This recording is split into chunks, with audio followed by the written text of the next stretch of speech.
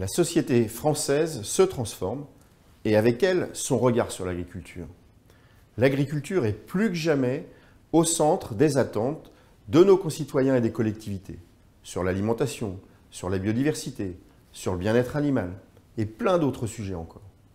Les agriculteurs doivent aujourd'hui jouer les équilibristes, produire une alimentation de qualité tout en garantissant un coût abordable pour nos concitoyens, réduire leur usage de produits phytopharmaceutiques tout en conservant des rendements élevés, s'adapter à la demande des consommateurs qui deviennent flexitariens tout en continuant d'entretenir les paysages, les herbages et les élevages qui les pâturent, etc., etc.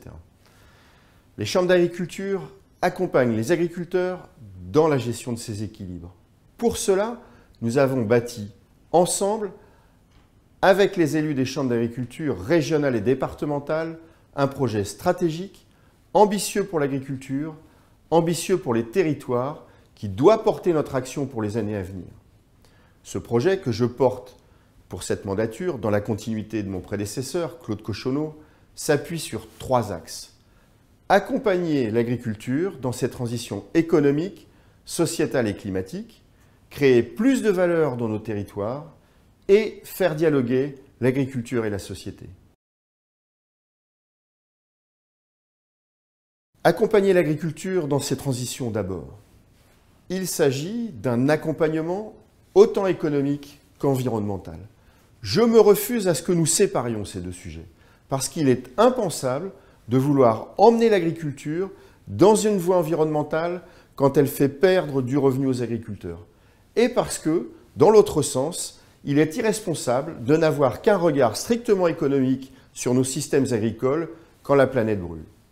160 000 agriculteurs partiront à la retraite d'ici 2025. C'est énorme.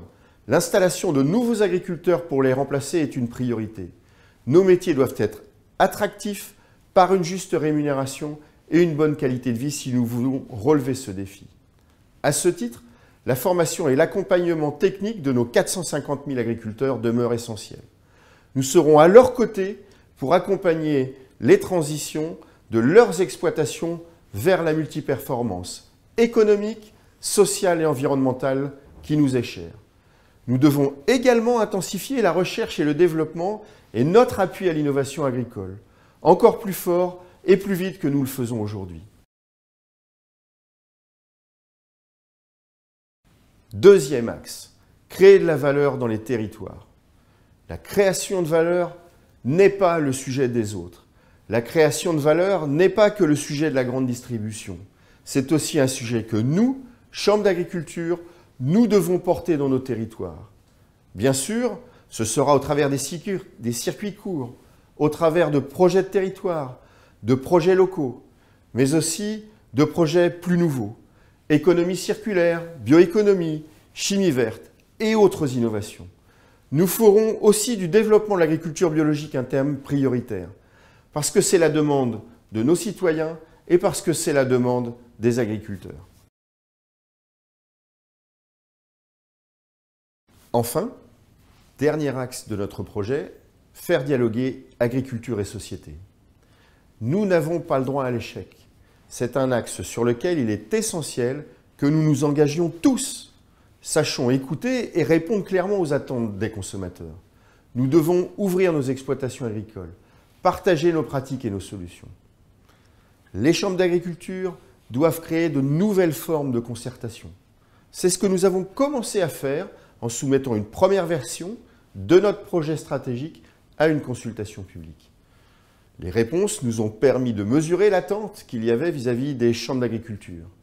Dans un contexte incertain pour l'agriculture, les chambres d'agriculture apparaissent comme un corps intermédiaire utile, crédible et pertinent à la fois pour la représentation comme pour l'accompagnement du monde agricole. Ce projet stratégique, il faut le voir comme un projet de développement qui s'appuie sur nos marques au service des agriculteurs, viticulteurs et collectivités, ProAgri, ProViti et Terralto. Le challenge pour les chambres d'agriculture, c'est de s'adapter.